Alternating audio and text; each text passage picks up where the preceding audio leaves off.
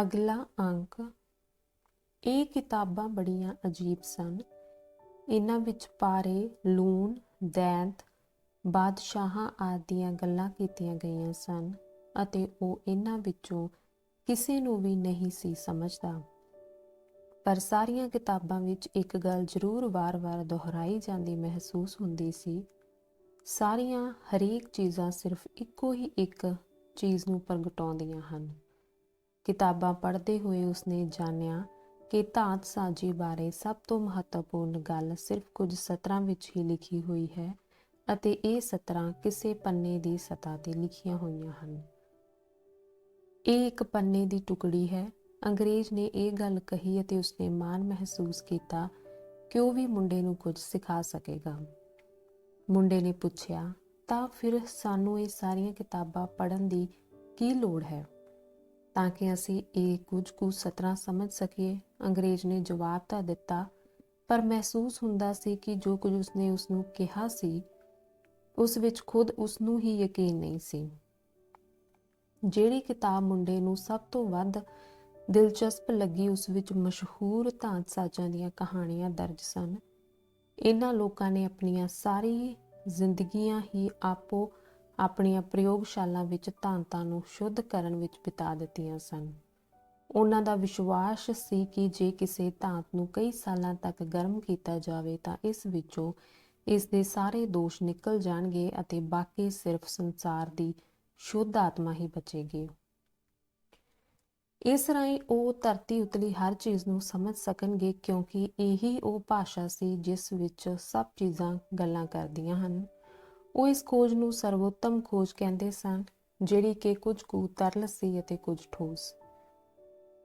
ਮੁੰਡੇ ਨੇ ਪੁੱਛਿਆ, ਭਾਸ਼ਾ ਨੂੰ ਸਮਝਣ ਲਈ ਕੀ ਬੰਦਿਆਂ ਤੇ ਨਿਸ਼ਾਨੀਆਂ ਵੱਲ ਨੂੰ ਧਿਆਨ ਦੇਣਾ ਹੀ ਜ਼ਰੂਰੀ ਨਹੀਂ? ਅੰਗਰੇਜ਼ ਨੇ ਖਿੱਚ ਕੇ ਜਵਾਬ ਦਿੱਤਾ, ਤੈਨੂੰ ਹਰ ਗੱਲ ਸੁਖਾਲੀ ਕਰਨ ਦੀ ਆਦਤ ਹੈ। ਧਾਤ ਸਾਜੀ ਬੜਾ ਗੰਭੀਰ ਮਸਲਾ ਹੈ। ਹਰ ਕਦਮ ਐਨ ਉਸੇ ਤਰ੍ਹਾਂ ਹੀ ਚੁੱਕਣਾ ਪੈਂਦਾ ਹੈ ਜਿਵੇਂ ਉਸਤਾਦ ਧਾਤ ਸਾਜਾਂ ਨੇ ਚੁੱਕਿਆ ਸੀ। ਮੁੰਡੇ ਨੂੰ ਪਤਾ ਲੱਗਾ ਕਿ ਇਸ ਸਿਖਰ ਦੀ ਖੋਜ ਦੇ ਤਰਲ ਹਿੱਸੇ ਨੂੰ ਜੀਵਨ ਅੰਮ੍ਰਿਤ ਕਿਹਾ ਜਾਂਦਾ ਸੀ ਅਤੇ ਇਸ ਨਾਲ ਸਾਰੀਆਂ ਬਿਮਾਰੀਆਂ ਦਾ ਇਲਾਜ ਹੋ ਜਾਂਦਾ ਸੀ। ਇਸ ਨਾਲ ਧਾਤ ਸਾਜ ਬੁੱਢਾ ਵੀ ਨਹੀਂ ਸੀ ਹੁੰਦਾ। ਦੂਜੇ ਪਾਸੇ ਠੋਸ ਭਾਗ ਨੂੰ ਪਾਰਸਮਨੀ ਕਿਹਾ ਜਾਂਦਾ ਸੀ। ਅੰਗਰੇਜ਼ ਕਹਿਣ ਲੱਗਾ, ਪਾਰਸਮਨੀ ਨੂੰ ਲੱਭਣਾ ਸੌਖਾ ਨਹੀਂ। ਧਾਤ ਸਾਜਾਂ ਨੇ ਆਪੋ ਆਪਣੀਆਂ ਪ੍ਰਯੋਗਸ਼ਾਲਾ ਵਿੱਚ ਕਈ ਸਾਲ ਬਿਤਾਏ ਅਤੇ ਧਾਤਾਂ ਨੂੰ ਸ਼ੁੱਧ ਕਰਨ ਵਾਲੀ ਅੱਗ ਦੀ ਨਿਗਰਾਨੀ ਕਰਦੇ ਰਹੇ। ਉਹਨਾਂ ਅੱਗ ਦੇ ਨੇੜੇ ਬਹਿ ਕੇ ਇੰਨਾ ਸਮਾਂ ਬਿਤਾਇਆ ਕਿ ਹੌਲੀ-ਹੌਲੀ ਉਹਨਾਂ ਸੰਸਾਰ ਵਿੱਚ ਪਾਏ ਜਾਂਦੇ ਅਹੰਕਾਰ ਤਿਆਗ ਦਿੱਤੇ। ਉਹਨਾਂ ਮਹਿਸੂਸ ਕੀਤਾ ਕਿ ਧਾਤਾਂ ਦੀ ਸ਼ੁੱਧਤਾ ਕਰਦੇ ਕਰਦੇ ਉਹਨਾਂ ਦੇ ਆਪਣੇ ਅੰਦਰ ਸ਼ੁੱਧ ਹੋ ਗਏ ਹਨ। ਮੁੰਡੇ ਨੇ ਸ਼ੀਸ਼ੇ ਦੇ ਸਮਾਨ ਦੇ ਵਪਾਰੀ ਬਾਰੇ ਸੋਚਿਆ। ਉਸਨੇ ਕਿਹਾ ਸੀ ਕਿ ਮੁੰਡੇ ਵੱਲੋਂ ਸ਼ੀਸ਼ੇ ਦਾ ਸਮਾਨ ਪੂੰਝਣਾ ਚੰਗੀ ਗੱਲ ਹੈ, ਕਿਉਂਕਿ ਇਸ ਨਾਲ ਉਸਦੇ ਅੰਦਰੋਂ ਨਾਪੱਖੀ ਵਿਚਾਰਾਂ ਖਤਮ ਹੋ ਜਾਣਗੀਆਂ। ਮੁੰਡਾ ਦਿਨੋਂ ਦਿਨ ਇਹ ਮਹਿਸੂਸ ਕਰਦਾ ਜਾ ਰਿਹਾ ਸੀ ਕਿ ਆਪਣੀ ਰੋਜ਼ਾਨਾ ਜ਼ਿੰਦਗੀ ਵਿੱਚ ਵੀ ਧਾਤ ਸਾਜੀ ਸਿੱਖੀ ਜਾ ਸਕਦੀ ਹੈ। ਅੰਗਰੇਜ਼ ਨੇ ਕਿਹਾ, ਨਾਲ ਦੀ ਨਾਲ ਪਾਰਸਮਨੀ ਵਿੱਚ ਇੱਕ ਬੜੀ ਵੱਡੀ ਤਾਕਤ ਵੀ ਹੈ। ਇਸ ਪੱਥਰ ਦਾ ਇੱਕ ਛੋਟਾ ਜਿਹਾ ਟੁਕੜਾ ਵੀ ਧਾਤ ਦੇ ਇੱਕ ਵੱਡੇ ਟੁਕੜੇ ਨੂੰ ਸੋਨੇ ਵਿੱਚ ਬਦਲ ਸਕਦਾ ਹੈ। ਇਹ ਸੁਣਨ ਤੋਂ ਬਾਅਦ ਮੁੰਡੇ ਦੀ ਧਾਤ ਸਾਜੀ ਵਿੱਚ ਦਿਲਚਸਪੀ ਹੋਰ ਵੀ ਵੱਧ ਗਈ। ਉਸਨੇ ਸੋਚਿਆ ਕਿ ਜੇ ਉਸਨੇ ਕੁਝ ਸਬਰ ਰੱਖਿਆ ਤਾਂ ਉਹ ਹਰੇਕ ਚੀਜ਼ ਨੂੰ ਸੋਨੇ ਵਿੱਚ ਬਦਲਣ ਦੇ ਯੋਗ ਹੋ ਸਕੇਗਾ। ਉਸਨੇ ਉਹਨਾਂ ਕਈ ਲੋਕਾਂ ਦੀਆਂ ਜੀਵਨੀਆਂ ਪੜ੍ਹੀਆਂ ਜਿਹੜੇ ਅਜਿਹਾ ਕਰਨ ਵਿੱਚ ਸਫਲ ਹੋਏ ਸਨ, ਜਿਵੇਂ ਕਿ ਹਲਬੀਟੀਅਸ, ਇਲਾਈਆਸ, ਫੁਲਕਾਨੇਨਰੀ ਅਤੇ ਗੀਬਰ। ਇਹ ਕਹਾਣੀਆਂ ਸੱਚਮੁੱਚ ਹੀ ਬਹੁਤ ਦਿਲਚਸਪ ਸਨ। ਇਹਨਾਂ ਸਭ ਨੇ ਹੀ ਅੰਤ ਤੱਕ ਆਪੋ ਆਪਣੀ ਹੋਣੀ ਨੂੰ ਜੀਵਿਆ ਸੀ। ਉਹਨਾਂ ਯਾਤਰਾ ਕੀਤੀ, ਸਿਆਣੇ ਲੋਕਾਂ ਨਾਲ ਗੱਲਾਂ ਕੀਤੀਆਂ, ਅਣਜਾਣ ਲੋਕਾਂ ਲਈ ਕਰਾਮਾਤਾਂ ਕੀਤੀਆਂ ਅਤੇ ਉਹਨਾਂ ਕੋਲ ਪਾਰਸਮਨੀਆਂ ਅਤੇ ਜੀਵਨ ਅੰਮ੍ਰਿਤ ਵੀ ਸਨ। ਪਰ ਜਦੋਂ ਮੁੰਡੇ ਨੇ ਜਾਣਨਾ ਚਾਹਿਆ ਕਿ ਇਸ ਸਿਖਰ ਤੱਕ ਕਿਵੇਂ ਪਹੁੰਚਿਆ ਜਾਵੇ ਤਾਂ ਉਸਨੂੰ ਭੋਰਾ ਸਮਝ ਨਾ ਆਈ। ਇਸ ਮਾਮਲੇ ਵਿੱਚ ਤਾਂ ਸਿਰਫ ਖਾਕੇ ਕੋਡ ਵਿੱਚ ਲਿਖੀਆਂ ਹੋਈਆਂ ਹਦਾਇਤਾਂ ਅਤੇ ਅਸਪਸ਼ਟ ਲਿਖਤਾਂ ਸਨ। ਅਗਲਾ ਅੰਕ। ਇਹਨਾਂ ਲੋਕਾਂ ਨੇ ਇਹ ਸਾਰਾ ਮਾਮਲਾ ਇੰਨਾ ਗੁੰਝਲਦਾਰ ਕਿਉਂ ਬਣਾ ਦਿੱਤਾ ਹੈ? ਉਸਨੇ ਇੱਕ ਰਾਤ ਅੰਗਰੇਜ਼ ਕੋਲੋਂ ਪੁੱਛਿਆ। ਮੁੰਡੇ ਨੇ ਮਹਿਸੂਸ ਕੀਤਾ ਕਿ ਅੰਗਰੇਜ਼ ਅੱਜ ਕੱਲ੍ਹ ਖਿਝਿਆ ਰਹਿਣ ਲੱਗ ਪਿਆ ਸੀ। ਅਤੇ ਕਿਤਾਬਾਂ ਨਾ ਪੜ੍ਹਨ ਕਾਰਨ ਦੁਖੀ ਸੀ। ਉਸ ਜਵਾਬ ਦਿੱਤਾ, ਤਾਂ ਕਿ ਜਿਨ੍ਹਾਂ ਲੋਕਾਂ ਸਿਰ ਇਹਨਾਂ ਨੂੰ ਸਮਝਣ ਦੀ ਜ਼ਿੰਮੇਵਾਰੀ ਹੈ ਉਹ ਸਮਝ ਸਕਣ। ਸੋਚ ਕੇ ਜੇਕਰ ਹਰ ਕੋਈ ਹੀ ਧਾਤ ਨੂੰ ਸੋਨੇ ਵਿੱਚ ਬਦਲਣ ਲੱਗ ਪਵੇ ਤਾਂ ਸੋਨੇ ਦੀ ਕੀਮਤ ਹੀ ਕੀ ਰਹੇਗੀ। ਸਿਰਫ ਉਹੀ ਲੋਕ ਜਿਹੜੇ ਲਗਾਤਾਰ ਯਤਨ ਕਰਦੇ ਹਨ ਅਤੇ ਜਿਹੜੇ ਡੂੰਘਾ ਅਧਿਐਨ ਕਰਦੇ ਹਨ ਹੀ ਇਹ ਪ੍ਰਾਪਤੀ ਕਰ ਸਕਦੇ ਹਨ। ਇਸੇ ਕਾਰਨ ਹੀ ਤਾਂ ਮੈਂ ਇੱਥੇ ਮਾਰੂਥਲ ਦੇ ਵਿਚਕਾਰ ਆਇਆ ਹਾਂ। ਮੈਂ ਇੱਕ ਸੱਚੇ ਧਾਤਸਾਜ਼ ਦੀ ਖੋਜ ਕਰ ਰਿਹਾ ਹਾਂ ਜਿਹੜਾ ਮੈਨੂੰ ਇਹਨਾਂ ਕਿਤਾਬਾਂ ਦੀ ਸਮਝਣ ਵਿੱਚ ਮਦਦ ਕਰੇਗਾ। ਮੁੰਡੇ ਨੇ ਪੁੱਛਿਆ, ਇਹ ਕਿਤਾਬਾਂ ਕਦੋਂ ਲਿਖੀਆਂ ਗਈਆਂ ਸਨ? ਕਈ ਸਦੀਆਂ ਪਹਿਲਾਂ। ਮੁੰਡੇ ਨੇ ਦਲੀਲ ਦਿੱਤੀ, ਉਹਨਾਂ ਦਿਨਾਂ ਵਿੱਚ ਤਾਂ ਛਪਾਈ ਦੀ ਮਸ਼ੀਨ ਨਹੀਂ ਸੀ ਹੁੰਦੀ, ਹਰ ਕੋਈ ਧਾਤਸਾਜ਼ੀ ਬਾਰੇ ਜਾਣ ਵੀ ਨਹੀਂ ਸੀ ਸਕਦਾ, ਤਾਂ ਫਿਰ ਉਹਨਾਂ ਨੇ ਇਸ ਤਰ੍ਹਾਂ ਦੀ ਅਜੀਬ ਭਾਸ਼ਾ ਤੇ ਇੰਨੇ ਸਾਰੇ ਖਾਕੇ ਕਿਉਂ ਦਰਜ ਕੀਤੇ? ਅੰਗਰੇਜ਼ ਨੇ ਇਸ ਸਵਾਲ ਦਾ ਜਵਾਬ ਸਿੱਧਾ ਨਾ ਦਿੱਤਾ। ਉਸ ਕਿਹਾ ਕਿ ਪਿਛਲੇ ਕੁਝ ਦਿਨਾਂ ਤੋਂ ਉਹ ਇਸ ਗੱਲ ਵੱਲ ਧਿਆਨ ਦੇ ਰਿਹਾ ਸੀ ਕਿ ਕਾਫਲਾ ਕਿਵੇਂ ਚੱਲਦਾ ਹੈ, ਪਰ ਉਸਨੇ ਕੁਝ ਵੀ ਨਵਾਂ ਨਹੀਂ ਸੀ ਸਿੱਖਿਆ। ਉਸਨੇ ਸਿਰਫ ਇੱਕੋ ਗੱਲ ਵੱਲ ਹੀ ਧਿਆਨ ਦਿੱਤਾ ਸੀ ਕਿ ਲੜਾਈ ਦੀਆਂ ਗੱਲਾਂ ਪਹਿਲਾਂ ਨਾਲੋਂ ਵਧੇਰੇ ਹੋਣ ਲੱਗੀਆਂ ਸਨ। ਅਗਲਾ ਅੰਕ। ਇੱਕ ਦਿਨ ਮੁੰਡੇ ਨੇ ਕਿਤਾਬਾਂ ਅੰਗਰੇਜ਼ ਨੂੰ ਵਾਪਸ ਕਰ ਦਿੱਤੀਆਂ। ਅੰਗਰੇਜ਼ ਨੇ ਉਤਸੁਕਤਾ ਨਾਲ ਪੁੱਛਿਆ, ਕੀ ਤੂੰ ਇਹਨਾਂ ਤੋਂ ਕੁਝ ਸਿੱਖਿਆ ਹੈ? ਉਹ ਚਾਹੁੰਦਾ ਸੀ ਕਿ ਕਿਸੇ ਨਾਲ ਗੱਲਾਂ ਕਰੇ ਤਾਂ ਕਿ ਜੰਗ ਦੀਆਂ ਸੰਭਾਵਨਾਵਾਂ ਬਾਰੇ ਸੋਚਣ ਤੋਂ ਬਚ ਸਕੇ। ਮੈਂ ਸਿੱਖਿਆ ਹੈ ਕਿ ਸੰਸਾਰ ਦੀ ਇੱਕ ਆਤਮਾ ਹੈ ਅਤੇ ਕਿ ਜਿਹੜਾ ਵੀ ਇਸ ਆਤਮਾ ਨੂੰ ਸਮਝ ਲੈਂਦਾ ਹੈ ਉਹ ਚੀਜ਼ਾਂ ਦੀ ਭਾਸ਼ਾ ਨੂੰ ਵੀ ਸਮਝ ਸਕਦਾ ਹੈ। ਮੈਂ ਸਿੱਖਿਆ ਹੈ ਕਿ ਬਹੁਤ ਸਾਰੇ ਧਾਤਸਾਜ਼ਾਂ ਨੇ ਆਪਣੀਆਂ ਹੋਣੀਆਂ ਨੂੰ ਪ੍ਰਾਪਤ ਕੀਤਾ ਤੇ ਆਖਰਕਾਰ ਉਹਨਾਂ ਸੰਸਾਰ ਦੀ ਆਤਮਾ, ਪਾਰਸਮਨੀ ਅਤੇ ਜੀਵਨ ਅੰਮ੍ਰਿਤ ਨੂੰ ਲੱਭ ਲਿਆ। ਪਰ ਮੈਂ ਸਭ ਤੋਂ ਵੱਧ ਮੈਂ ਇਹ ਸਿੱਖਿਆ ਹੈ ਕਿ ਸਾਰਾ ਕੁਝ ਹੀ ਇੰਨਾ ਸਾਦਾ ਹੈ ਕਿ ਇਸ ਨੂੰ ਇੱਕ ਪੰਨੇ ਦੀ ਟਿੱਕੀ ਤੇ ਲਿਖਿਆ ਜਾ ਸਕਦਾ ਹੈ। ਅੰਗਰੇਜ਼ ਨਿਰਾਸ਼ ਹੋ ਗਿਆ। ਕਈ ਸਾਲਾਂ ਦੀ ਖੋਜ, ਜਾਦੂਈ ਖਾਕੇ, ਅਜੀਬ ਕਿਸਮ ਦੇ ਸ਼ਬਦ ਅਤੇ ਪ੍ਰਯੋਗਸ਼ਾਲਾ ਦਾ ਸਾਜ਼ ਸਮਾਨ, ਇਸ ਸਭ ਕਾਸੇ ਵਿੱਚੋਂ ਕਿਸੇ ਨੇ ਵੀ ਮੁੰਡੇ ਨੂੰ ਪ੍ਰਭਾਵਿਤ ਨਹੀਂ ਸੀ ਕੀਤਾ। ਉਸਨੇ ਸੋਚਿਆ ਕਿ ਮੁੰਡੇ ਦੀ ਆਤਮਾ ਬਹੁਤ ਹੀ ਪੁਰਾਤਨ ਹੋਵੇਗੀ ਅਤੇ ਇਸੇ ਕਾਰਨ ਹੀ ਇਹ ਇਹਨਾਂ ਗੱਲਾਂ ਨੂੰ ਨਹੀਂ ਸਮਝ ਪਾ ਰਹੀ। ਉਸਨੇ ਆਪਣੀਆਂ ਕਿਤਾਬਾਂ ਲਈਆਂ ਤੇ ਇਹਨਾਂ ਨੂੰ ਫਿਰ ਆਪਣੇ ਟਰੰਕਾਂ ਵਿੱਚ ਪਾ ਲਿਆ। ਉਸ ਕਿਹਾ, ਜਾ ਕੇ ਮੁੜ ਕਾਫਲੇ ਨੂੰ ਹੀ ਦੇਖਣਾ ਸ਼ੁਰੂ ਕਰ। ਮੈਨੂੰ ਵੀ ਇਸਨੇ ਕੁਝ ਨਹੀਂ ਸਿਖਾਇਆ। ਮੁੰਡਾ ਇਸ ਤੋਂ ਬਾਅਦ ਫਿਰ ਮਾਰੂਥਲ ਦੀ ਚੁੱਪ ਅਤੇ ਜਾਨਵਰਾਂ ਵੱਲੋਂ ਉਡਾਈ ਗਈ ਧੂੜ ਬਾਰੇ ਸੋਚਣ ਲੱਗ ਪਿਆ। ਉਸਨੇ ਆਪਣੇ ਆਪ ਨੂੰ ਕਿਹਾ, ਹਰੇਕ ਬੰਦੇ ਦਾ ਸਿੱਖਣ ਦਾ ਤਰੀਕਾ ਆਪੋ ਆਪਣਾ ਹੈ। ਮੇਰਾ ਤਰੀਕਾ ਉਸ ਵਾਲਾ ਨਹੀਂ ਹੈ ਅਤੇ ਉਸਦਾ ਮੇਰੇ ਵਾਲਾ ਨਹੀਂ, ਪਰ ਅਸੀਂ ਦੋਵੇਂ ਹੀ ਆਪੋ ਆਪਣੀਆਂ ਹੋਣੀਆਂ ਦੀ ਭਾਲ ਕਰਨ ਲੱਗੇ ਹੋਏ ਹਾਂ ਅਤੇ ਇਸੇ ਲਈ ਹੀ ਮੈਂ ਉਸਦਾ ਸਤਿਕਾਰ ਕਰਦਾ ਹਾਂ। ਅਗਲਾ ਅੰਕ। ਕਾਫਲਾ ਦਿਨ ਰਾਤ ਚੱਲਣ ਲੱਗਾ। ਨਕਾਬਪੋਸ਼ ਅਰਬੀ ਸੈਨਿਕ ਪਹਿਲਾਂ ਨਾਲੋਂ ਬਹੁਤੀ ਵਾਰ ਦਿਖਾਈ ਦੇਣ ਲੱਗੇ ਅਤੇ ਊਠ ਵਾਲਾ, ਜਿਹੜਾ ਕਿ ਹੁਣ ਤੱਕ ਮੁੰਡੇ ਦਾ ਚੰਗਾ ਦੋਸਤ ਬਣ ਗਿਆ ਸੀ, ਦੱਸਣ ਲੱਗਾ ਕਿ ਕਬੀਲਿਆਂ ਵਿਚਾਲੇ ਲੜਾਈ ਸ਼ੁਰੂ ਵੀ ਹੋ ਚੁੱਕੀ ਹੈ। ਕਾਫਲਾ ਖੁਸ਼ਕਿਸਮਤ ਹੋਏਗਾ ਕਿ ਇਹ ਸਹੀ ਸਲਾਮਤ ਨਖਲਿਸਤਾਨ ਵਿਖੇ ਪਹੁੰਚ ਸਕੇ। ਜਾਨਵਰ ਥੱਕ ਗਏ ਸਨ ਅਤੇ ਬੰਦੇ ਆਪਸ ਵਿੱਚ ਘੱਟ ਤੋਂ ਘੱਟ ਗੱਲਾਂ ਕਰਦੇ ਸਨ। ਚੁੱਪ ਰਾਤ ਨੂੰ ਸਭ ਤੋਂ ਵੱਧ ਅੱਖਰਦੀ ਸੀ, ਜਦੋਂ ਕਿ ਕਿਸੇ ਊਠ ਦੀ ਮਾੜੀ ਜਿਹੀ ਹੁੰਕਾਰ, ਜਿਹੜੀ ਪਹਿਲਾਂ ਸਿਰਫ ਊਠ ਦੀ ਹੁੰਕਾਰ ਮਾਤਰ ਹੀ ਹੁੰਦੀ ਸੀ, ਵੀ ਹਰ ਇੱਕ ਨੂੰ ਡਰਾ ਦਿੰਦੀ ਸੀ ਅਤੇ ਲੱਗਦਾ ਸੀ ਕਿਤੇ ਇਹ ਖਤਰੇ ਦਾ ਸੰਕੇਤ ਤਾਂ ਨਹੀਂ। ਪਰ ਊਠ ਵਾਲਾ ਲੜਾਈ ਦੇ ਖਤਰੇ ਤੋਂ ਬਹੁਤ ਚਿੰਤਿਤ ਨਹੀਂ ਸੀ ਲੱਗਦਾ। ਇੱਕ ਦਿਨ ਉਹ ਮੱਸਿਆ ਦੀ ਰਾਤ ਨੂੰ ਬਿਨਾਂ ਅੱਗ ਬਾਲਿਆਂ ਖੰਜੂਰਾ ਖਾ ਰਹੇ ਸਨ ਕਿ ਊਠ ਵਾਲੇ ਨੇ ਮੁੰਡੇ ਨੂੰ ਕਿਹਾ, ਮੈਂ ਜਿਉਂਦਾ ਹਾਂ। ਜਦੋਂ ਮੈਂ ਖਾ ਰਿਹਾ ਹੁੰਦਾ ਹਾਂ ਤਾਂ ਮੈਂ ਸਿਰਫ ਇਸ ਬਾਰੇ ਹੀ ਸੋਚਦਾ ਹਾਂ। ਜੇ ਮੈਂ ਤੁਰ ਰਿਹਾ ਹੋਵਾਂ ਤਾਂ ਮੈਂ ਸਿਰਫ ਤੁਰਨ ਵੱਲ ਹੀ ਧਿਆਨ ਦਿੰਦਾ ਹਾਂ। ਜੇ ਮੈਨੂੰ ਲੜਨਾ ਪੈ ਜਾਵੇ ਤਾਂ ਕਿਸੇ ਵੀ ਦਿਨ ਮਰਨਾ ਮੈਨੂੰ ਕਿਸੇ ਵੀ ਹੋਰ ਦਿਨ ਦੇ ਮਰਨ ਦੇ ਬਰਾਬਰ ਹੀ ਲੱਗੇਗਾ। ਇਸ ਦਾ ਕਾਰਨ ਇਹ ਹੈ ਕਿ ਮੈਂ ਨਾ ਤਾਂ ਆਪਣੇ ਭੂਤਕਾਲ ਵਿੱਚ ਜਿਉਂਦਾ ਹਾਂ ਅਤੇ ਨਾ ਹੀ ਭਵਿੱਖ ਵਿੱਚ। ਮੇਰੀ ਦਿਲਚਸਪੀ ਸਿਰਫ ਵਰਤਮਾਨ ਵਿੱਚ ਹੈ। ਜੇ ਤੂੰ ਹਰ ਵੇਲੇ ਵਰਤਮਾਨ ਵੱਲ ਧਿਆਨ ਦੇ ਸਕੇ ਤਾਂ ਤੂੰ ਬੜਾ ਖੁਸ਼ ਰਹੇਗਾ। ਤੂੰ ਦੇਖੇਗਾ ਕਿ ਮਾਰੂਥਲ ਵਿੱਚ ਵੀ ਜ਼ਿੰਦਗੀ ਧੜਕਦੀ ਹੈ, ਕਿ ਇੱਥੇ ਵੀ ਤਾਰੇ ਅਤੇ ਸਵਰਗ ਹੈ ਅਤੇ ਕਬੀਲੇ ਇਸ ਲਈ ਲੜਦੇ ਹਨ ਕਿਉਂਕਿ ਉਹ ਵੀ ਮਨੁੱਖੀ ਨਸਲ ਦਾ ਹੀ ਹਿੱਸਾ ਹਨ। ਜ਼ਿੰਦਗੀ ਤੇਰੇ ਲਈ ਇੱਕ ਵੱਡਾ ਮੇਲ ਜਾਂ ਤਫਰੀਹ ਹੋਣੀ ਚਾਹੀਦੀ ਹੈ, ਕਿਉਂਕਿ ਜ਼ਿੰਦਗੀ ਉਹੀ ਪਲ ਹੈ ਜਿਹੜੀ ਇਸ ਵੇਲੇ ਅਸੀਂ ਜੀ ਰਹੇ ਹਾਂ। 2 ਰਾਤਾਂ ਮਗਰੋਂ ਜਦੋਂ ਉਹ ਸੌਣ ਦੀ ਤਿਆਰੀ ਕਰ ਰਿਹਾ ਸੀ ਤਾਂ ਮੁੰਡੇ ਨੇ ਉਸ ਤਾਰੇ ਵੱਲ ਵੇਖਿਆ ਜਿਸ ਦੀ ਸੇਧ ਵੱਲ ਉਹ ਹਰ ਰਾਤ ਦੇਖਦੇ ਹਨ। ਉਸਨੇ ਮਹਿਸੂਸ ਕੀਤਾ ਕਿ ਦਿਸ ਹੱਦਾ ਆਮ ਨਾਲੋਂ ਕੁਝ ਨੀਵਾਂ ਦਿਖਾਈ ਦਿੰਦਾ ਸੀ, ਕਿਉਂਕਿ ਉਹ ਖੁਦ ਮਾਰੂਥਲ ਵਿੱਚ ਵੀ ਤਾਰੇ ਦੇਖਦਾ ਮਹਿਸੂਸ ਕਰ ਰਿਹਾ ਸੀ। ਇਹ ਨਕਲੀ ਸਥਾਨ ਹੈ, ਊਠ ਵਾਲੇ ਨੇ ਕਿਹਾ। ਮੁੰਡਾ ਪੁੱਛਣ ਲੱਗਾ, ਤਾਂ ਫਿਰ ਅਸੀਂ ਹੁਣੇ ਹੀ ਉੱਥੇ ਕਿਉਂ ਨਹੀਂ ਚਲੇ ਜਾਂਦੇ? ਕਿਉਂਕਿ ਅਸਾਂ ਹੁਣ ਸੌਣਾ ਹੈ। ਅਗਲਾ ਅੰਕ। ਸੂਰਜ ਚੜ੍ਹਦੇ ਸਾਰ ਹੀ ਮੁੰਡਾ ਜਾਗ ਪਿਆ। ਕੱਲ ਰਾਤ ਜਿੱਥੇ ਉਸਦੀਆਂ ਨਜ਼ਰਾਂ ਦੇ ਸਾਹਮਣੇ ਨਿੱਕੇ ਨਿੱਕੇ ਤਾਰੇ ਸਨ, ਉੱਥੇ ਅਣਗਿਣਤ ਖੰਜੂਰ ਦੇ ਦਰਖਤ ਦਿਖਾਈ ਦਿੰਦੇ ਸਨ, ਜਿਹੜੇ ਸਮੁੱਚੇ ਮਾਰੂਥਲ ਵਿੱਚ ਫੈਲੇ ਹੋਏ ਸਨ।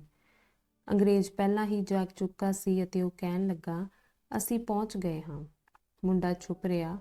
ਉਸਨੂੰ ਮਾਰੂਥਲ ਦੀ ਚੁੱਪ ਚੰਗੀ ਲੱਗਦੀ ਸੀ ਅਤੇ ਉਹ ਦਰਖਤਾਂ ਨੂੰ ਦੇਖ ਕੇ ਹੀ ਖੁਸ਼ ਹੁੰਦਾ ਸੀ। ਹਾਲੇ ਉਸਨੇ ਲੰਮਾ ਸਫ਼ਰ ਕਰਕੇ ਪਿਰਾਮਿਡਾਂ ਤੱਕ ਪਹੁੰਚਣਾ ਸੀ ਅਤੇ ਕੋਈ ਦਿਨ ਐਸਾ ਵੀ ਆਏਗਾ ਜਿਸ ਦਿਨ ਅੱਜ ਵਾਲੀ ਸਵੇਰ ਸਿਰਫ ਇੱਕ ਯਾਦ ਮਾਤਰ ਰਹਿ ਜਾਏਗੀ। ਪਰ ਇਸ ਵੇਲੇ ਵਰਤਮਾਨ ਦੀ ਘੜੀ ਸੀ ਅਤੇ ਜਿਵੇਂ ਕਿ ਊਠ ਵਾਲੇ ਨੇ ਕਿਹਾ ਸੀ, ਉਹ ਚਾਹੁੰਦਾ ਸੀ ਕਿ ਉਹ ਇਸ ਨੂੰ ਉਸੇ ਤਰ੍ਹਾਂ ਹੀ ਜੀਵੇ ਜਿਸ ਤਰ੍ਹਾਂ ਉਸਨੇ ਬੀਤੇ ਦੇ ਸਬਕ ਜੀਵੇ ਸਨ ਅਤੇ ਭਵਿੱਖ ਦੇ ਸੁਪਨੇ।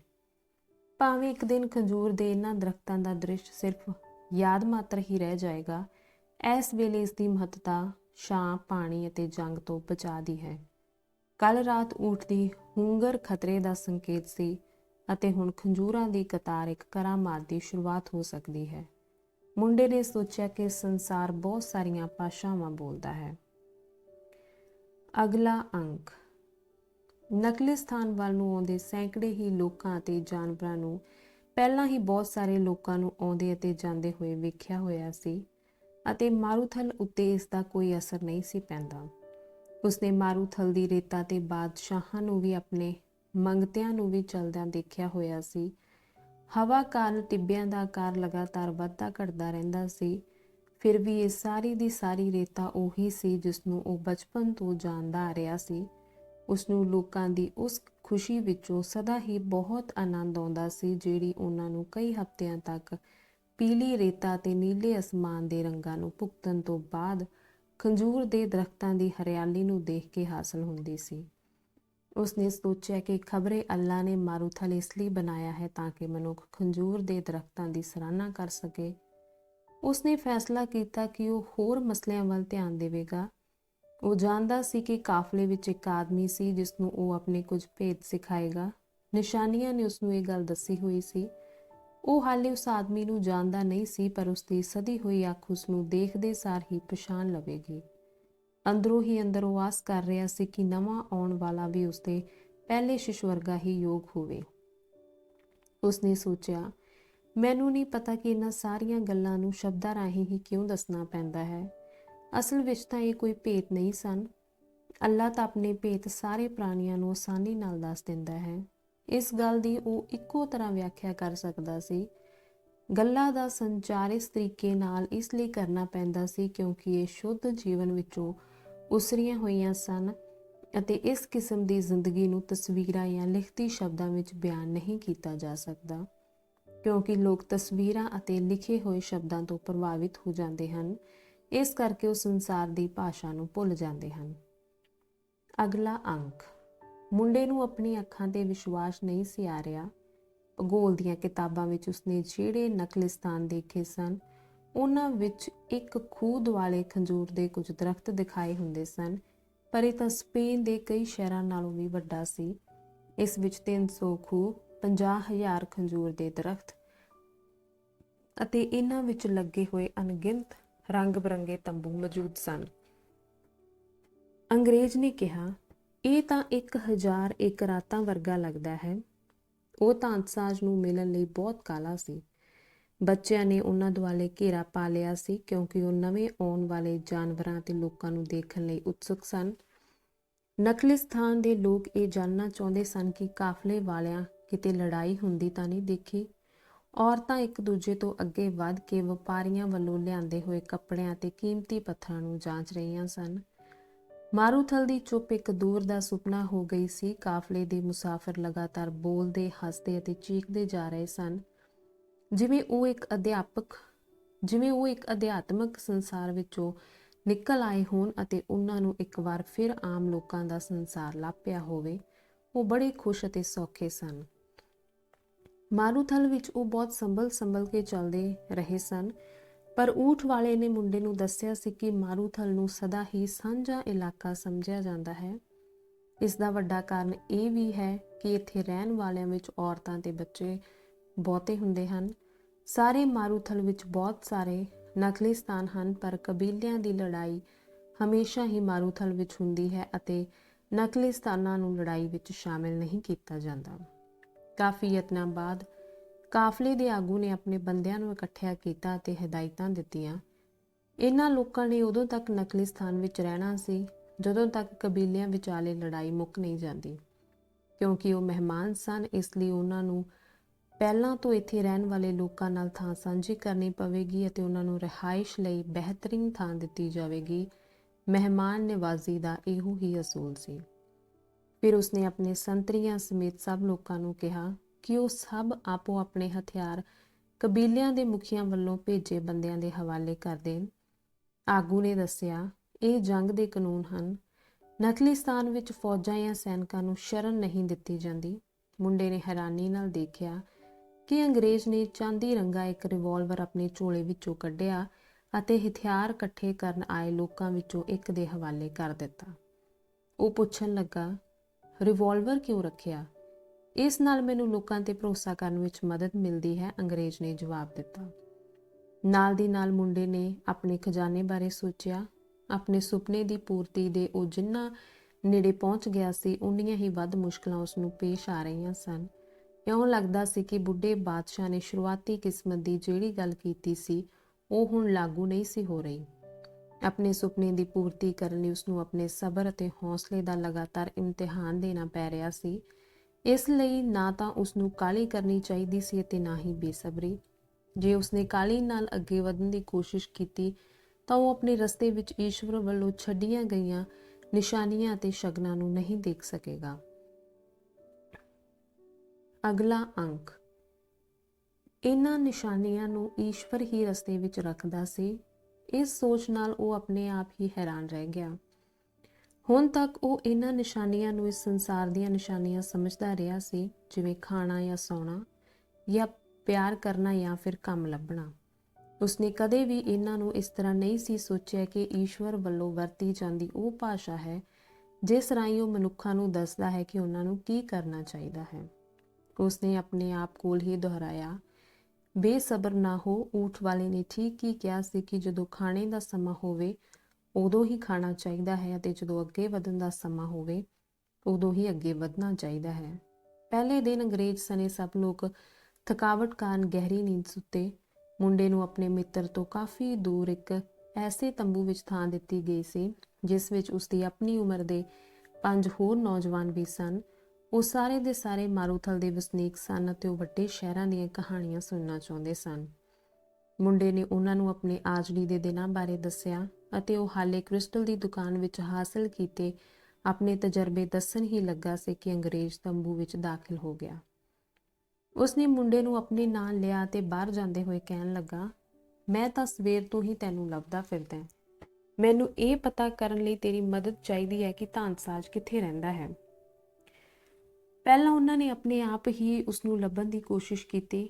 ਉਹਨਾਂ ਨੂੰ ਲੱਗਦਾ ਸੀ ਕਿ ਧਾਨਸਾਜ ਦਾ ਰਹਿਣ ਸਹਿਣ ਨਕਲੀ ਸਥਾਨ ਵਿੱਚ ਰਹਿਣ ਵਾਲੇ ਬਾਕੀ ਲੋਕਾਂ ਦੇ ਨਾਲੋਂ ਅਲੱਗ ਹੀ ਹੋਏਗਾ ਅਤੇ ਇਹ ਵੀ ਹੋ ਸਕਦਾ ਹੈ ਕਿ ਉਸਦੇ ਤੰਬੂ ਵਿੱਚ ਲਗਾਤਾਰ ਭੱਠੀ ਤਪਦੀ ਹੋਵੇ। ਉਹਨਾਂ ਹਰ ਥਾਂ ਭਾਲ ਕੀਤੀ ਅਤੇ ਦੇਖਿਆ ਕਿ ਨਕਲੀ ਸਥਾਨ ਉਹਨਾਂ ਦੀ ਕਲਪਨਾ ਤੋਂ ਕਿਤੇ ਜ਼ਿਆਦਾ ਵੱਡਾ ਸੀ। ਇਸ ਵਿੱਚ ਸੈਂਕੜੇ ਹੀ ਤੰਬੂ ਲੱਗੇ ਹੋਏ ਸਨ। ਅਸਾਂ ਲਗਭਗ ਸਾਰਾ ਦਿਨ ਹੀ ਬਰਬਾਦ ਕਰ ਦਿੱਤਾ। ਇੱਕ ਖੂਹ ਦੇ ਨੇੜੇ ਬੈਠਦੇ ਹੋਏ ਅੰਗਰੇਜ਼ ਨੇ ਮੁੰਡੇ ਨੂੰ ਕਿਹਾ, ਅਸੀਂ ਕਿਸੇ ਨੂੰ ਪੁੱਛ ਹੀ ਨਾ ਲਈਏ। ਮੁੰਡੇ ਨੇ ਸਲਾਹ ਦਿੱਤੀ। ਅੰਗਰੇਜ਼ ਨਹੀਂ ਸੀ ਚਾਹੁੰਦਾ ਕਿ ਹੋਰਾਂ ਨੂੰ ਪਤਾ ਲੱਗੇ ਕਿ ਉਹ ਨਕਲੀ ਸਥਾਨ ਵਿੱਚ ਕਿਉਂ ਆਇਆ ਸੀ, ਇਸ ਲਈ ਉਹ ਕੋਈ ਫੈਸਲਾ ਨਹੀਂ ਸੀ ਕਰ ਪਾ ਰਿਹਾ। ਆਖਿਰਕਾਰ ਉਹ ਸਹਿਮਤ ਹੋ ਗਿਆ ਕਿ ਇਹ ਕੰਮ ਮੁੰਡਾ ਹੀ ਕਰੇ ਕਿਉਂਕਿ ਉਹ ਬਿਹਤਰ ਅਰਬੀ ਬੋਲ ਸਕਦਾ ਹੈ। ਮੁੰਡੇ ਨੇ ਖੂਹ ਤੇ ਪਾਣੀ ਭਰਨ ਆਈ ਇੱਕ ਔਰਤ ਨੂੰ ਪੁੱਛਿਆ, ਜਿਹੜੀ ਕਿ ਮਸ਼ਕ ਵਿੱਚ ਪਾਣੀ ਭਰ ਰਹੀ ਸੀ, ਸਲਾਮ ਅਲੈਕਮ ਮੈਡਮ, ਮੈਂ ਪਤਾ ਕਰਨਾ ਚਾਹੁੰਦਾ ਹਾਂ ਕਿ ਨਕਲੀ ਸਥਾਨ ਵਿੱਚ ਧਾਤਸਾਜ ਕਿੱਥੇ ਰਹਿੰਦਾ ਹੈ।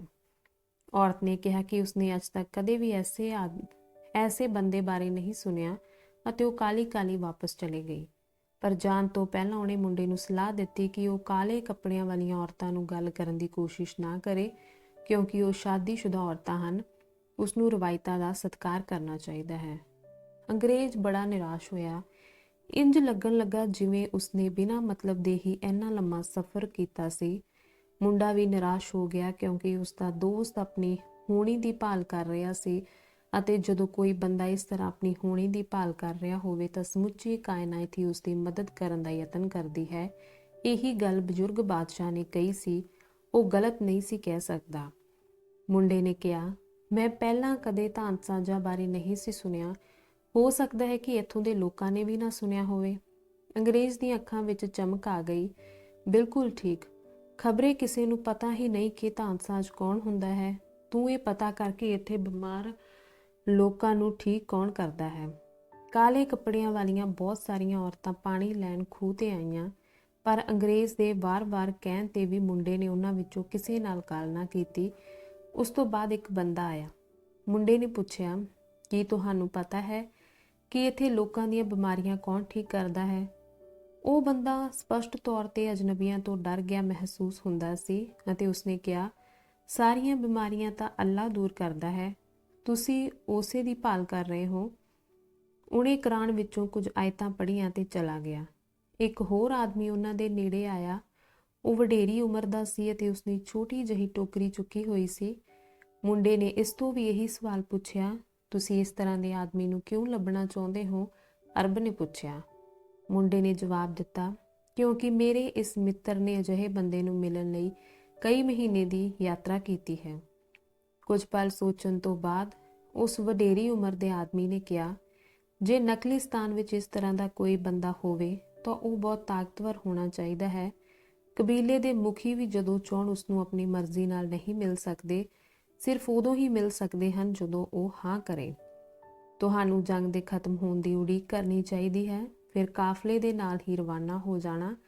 ਨਕਲੀਸਤਾਨ ਦੀ ਜ਼ਿੰਦਗੀ ਵਿੱਚ ਦਖਲ ਦੇਣ ਦੀ ਕੋਸ਼ਿਸ਼ ਨਾ ਕਰਨਾ। ਅਤੇ ਉਹ ਵੀ ਚਲਾ ਗਿਆ। ਪਰ ਅੰਗਰੇਜ਼ ਬੜਾ ਖੁਸ਼ ਸੀ। ਉਹ ਸਹੀ ਰਸਤੇ ਤੇ ਚੱਲ ਰਹੇ ਸਨ। ਆਖਿਰਕਾਰ ਇੱਕ ਜਵਾਨ ਔਰਤ ਆਈ ਜਿਸਨੇ ਕਾਲੇ ਕੱਪੜੇ ਨਹੀਂ ਸਨ ਪਹਿਨੇ ਹੋਏ। ਉਸ ਦੇ ਮੋਢੇ ਤੇ ਇੱਕ ਬਰਤਨ ਰੱਖਿਆ ਹੋਇਆ ਸੀ। ਉਸ ਦਾ ਸਿਰ ਇੱਕ ਕੱਪੜੇ ਨਾਲ ਢਕਿਆ ਹੋਇਆ ਸੀ, ਪਰ ਉਸ ਦਾ ਚਿਹਰਾ ਨੰਗਾ ਸੀ। ਮੁੰਡਾ ਧਾਨਸਾਜ ਬਾਰੇ ਪੁੱਛਣ ਲਈ ਉਸ ਵੱਲ ਨੂੰ ਵਧਿਆ। ਉਸੇ ਪਲ ਉਸ ਨੂੰ ਮਹਿਸੂਸ ਹੋਇਆ ਕਿ ਜਿਵੇਂ ਸਮਾਂ ਖੜ ਗਿਆ ਹੋਵੇ ਅਤੇ ਸੰਸਾਰ ਦੀ ਆਤਮਾ ਉਸ ਦੇ ਅੰਦਰ ਛੱਲਾਂ ਵਾਂਗ ਉੱਠਦੀ ਹੋਵੇ।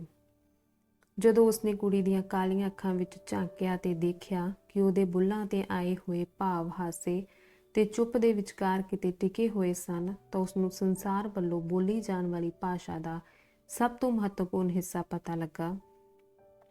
ਇਹ ਐਸੀ ਭਾਸ਼ਾ ਸੀ ਜਿਹੜੀ ਧਰਤੀ ਦਾ ਹਰ ਬਸ਼ਿੰਦਾ ਆਪਣੇ ਦਿਲਾਂ ਵਿੱਚ ਸਮਝਣ ਦੇ ਸਮਰੱਥ ਸੀ। ਇਹ ਇਸ਼ਕ ਸੀ। ਇਹ ਮਨੁੱਖਤਾ ਤੋਂ ਵੀ ਪੁਰਾਣਾ ਸੀ ਅਤੇ ਮਾਰੂਥਲ ਤੋਂ ਵੀ ਵੱਡਾ।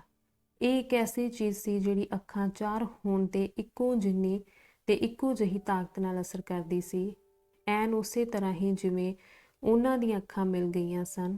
ਉਹ ਮੁਸਕਰਾਈ ਅਤੇ ਇਹ ਸੱਚਮੁੱਚ ਹੀ ਇੱਕ ਨਿਸ਼ਾਨੀ ਸੀ, ਇੱਕ ਐਸੀ ਨਿਸ਼ਾਨੀ ਜਿਸ ਦੀ ਉਸਨੂੰ ਉਡੀਕ ਸੀ, ਹਾਲਾਂਕਿ ਉਸਨੂੰ ਪਤਾ ਹੀ ਨਹੀਂ ਸੀ ਕਿ ਆਪਣੀ ਸਾਰੀ ਜ਼ਿੰਦਗੀ ਉਹ ਇਸ ਦੀ ਉਡੀਕ ਕਰ ਰਿਹਾ ਸੀ।